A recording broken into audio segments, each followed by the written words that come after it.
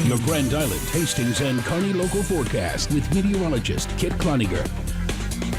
Temperatures dropping down into the upper 20s now across the Tri-Cities area. Lincoln still holding on to 30 degrees, but still a lot of clouds out there. So not going to be a good night for stargazing, let alone the wind chills out there being really chilly. And of course, there's that meteor shower that you may have seen circulating on Facebook, on Twitter, and on the internet.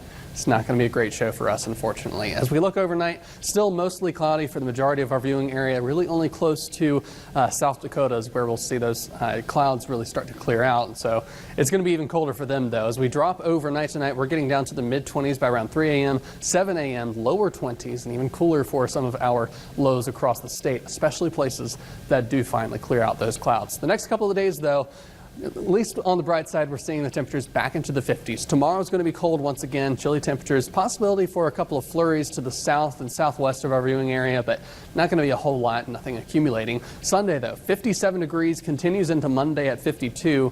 We start to cool things down with more wind coming through as well on Tuesday. Possibility for a rain and possible snowstorm coming through the central plains. Still a little bit far out to pin down exactly what type of precipitation we'll see. But Thanksgiving, looks like we might be dodging another bullet, but we still have a couple more days before we really pin down what that looks like. Temperatures across the state right now, already across the Sandhills, we're getting down into the middle teens right now, 14 degrees in Valentine. I actually have an uncle who's up there hunting this week, so he's definitely hunkered down trying to keep warm right now. A little bit warmer here across the Tri-Cities. Those clouds acting as a blanket, but counteracting that is the wind. We've got wind chills right now in the 20s here for the Tri-Cities. Teens across some of our northern counties. They're around Highway 20.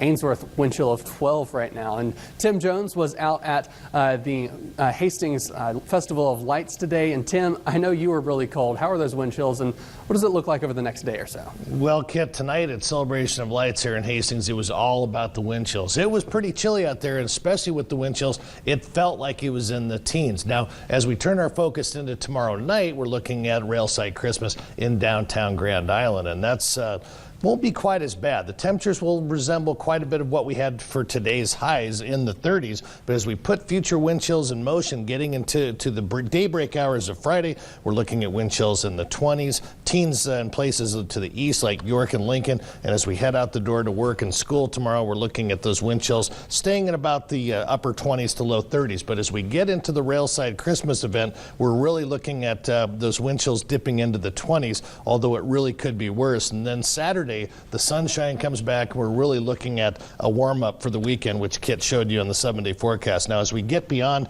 Saturday, let's check out that Railside Christmas forecast. As we look at it's 5 o'clock in the late afternoon, we're looking at the mid-30s, mostly cloudy skies, so we will be dealing with some clouds. But the good news is not as much wind tomorrow as what we had today, so that'll make a big difference, even though we'll cool into the upper 20s. And Kit, we talked about that wind chill factor. We'll still have a little bit of wind, so it'll still be worth bundling up if you're heading to downtown Grand Island.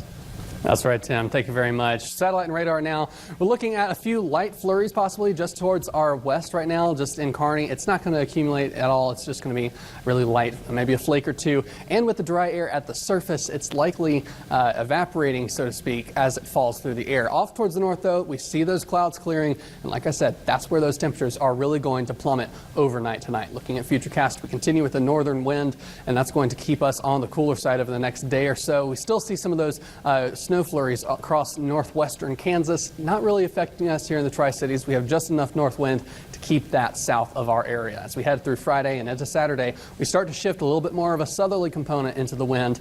That's going to help us warm up into the 50s that we just saw on the 7-day, and then as we head through Saturday and Sunday, continuing into the warm. Low temperatures overnight tonight, 20 degrees here for the Tri-Cities area, teens off towards the north, and as we head towards tomorrow afternoon, basically a repeat for the Tri-Cities, but a nice clear air off towards the north is going to actually help them warm up a little bit more into the mid-40s across Highway 20.